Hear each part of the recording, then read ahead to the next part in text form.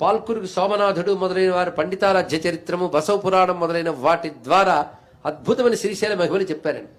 ఇవన్నీ శ్రీశైలం యొక్క సంస్కృతి సంపదలు. వాటిని కాపాడుకోవాలి.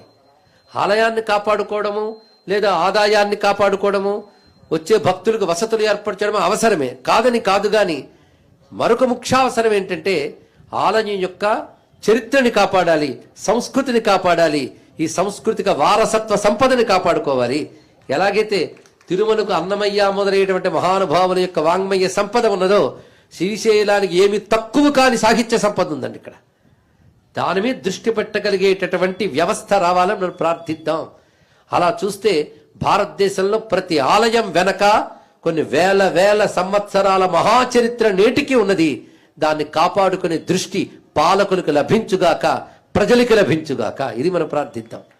అంతేగాని ప్రతి పవిత్రమైన క్షేత్రాన్ని ఒక టూరిస్టు సెంటర్లా చేసుకుని ఆదాయమే ప్రధానంగా జీవించరాదు. ఇది ప్రధానం. ఏ ప్రపంచంలో ఏ చోటుకి లేని చరిత్ర భారతదేశంలో క్షేత్రాలకు ఉన్నదండి. ఈ చరిత్రలో ఇంత ఉంటే చాలు, ప్రపంచ దేశాలు కాపాడుకుంటాయి. వాళ్ళ దేశంలో ఇంత చరిత్ర ఉంటూ కూడా మనం తెలుసుకోలేకపోతున్నాం, కాపాడుకోలేకపోతున్నాం. ఇది దురదృష్టం అండి. కలి ప్రభావం వదులుకోవాలా ఏమిటో ఒక జడత్వం ఆవరించింది భారతీయులందరికీ కూడా. పొలోమని బయలుదేరెళ్తారు, తిండి తిప్పలు తీసుకుని వచ్చేస్తారు, కానీ ఆ క్షేత్ర చరిత్ర తెలుసుకోరు. ఆ క్షేత్ర చరిత్రని, క్షేత్రాన్ని నిర్వహించే వాళ్ళే కాపాడుకోలేకపోతున్నారు. ఇది బాధాకరమైన అంశం. అయితే శ్రీశైలం ఈ మధ్యకాలంలో చేసిన గొప్ప పనులు ఏమిటంటే, శ్రీశైల ఖండం అనే స్కాంద పురాణాంతర్గతమైన గొప్ప గ్రంథాన్ని ఒక ఉద్గ్రంథంగా ముద్రించింది కొద్ది సంవత్సరాల క్రితమే.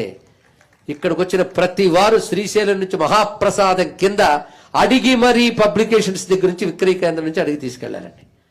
ఎందుకంటే అప్పుడున్న వాళ్ళు ఎవరు ముద్రించారు, ఇప్పుడున్న వాళ్ళకి వాడి విలువ తెలియాలా, అమ్మే వాళ్ళకి తెలియాలా, ఉద్యోగస్తులకు తెలియాలా, అంత తెలుసుకునే సమయం వాళ్ళకి ఎక్కడ ఉంటుంది. భక్తులు తెలుసుకోండి, కాపాడుకోండి. శ్రీశైల వాంగ్మయ సంపదని కాపాడుకోండి.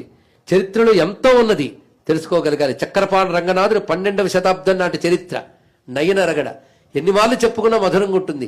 సందర్భవశాత్తు మిగిలిన 7 రోజుల్లో కూడా ఆయన రచించిన రమ్యమైన అక్కడక్కడ చెప్పుకుందాం. ఇప్పుడు చెప్పుకుంటున్నది వ్యాసుడు రచించిన ప్రామాణిక గ్రంథం శ్రీశైల ఖండం. ఇంత ప్రామాణిక గ్రంథం లభిస్తుంది మనకి. కాశీఖండం అదే వ్యాసుడు రాశాడు, శ్రీశైల ఖండం కూడా ఆయనే రాశాడు. ఆ చరిత్రను తెలుసుకోవాలి. అయితే శ్లోకాలు అనువాదంతో సహా ఉన్నాయి. అయితే క్షేత్రంపై రచించిన ఈ గ్రంథానికి పారాయణ క్రమం ఉంది గనక శ్రీశైలంలో జరిగే కైంకర్యాల్లో భాగంగా శ్రీశైల ఖండ పారాయణము అనేది కూడా జరగాలి.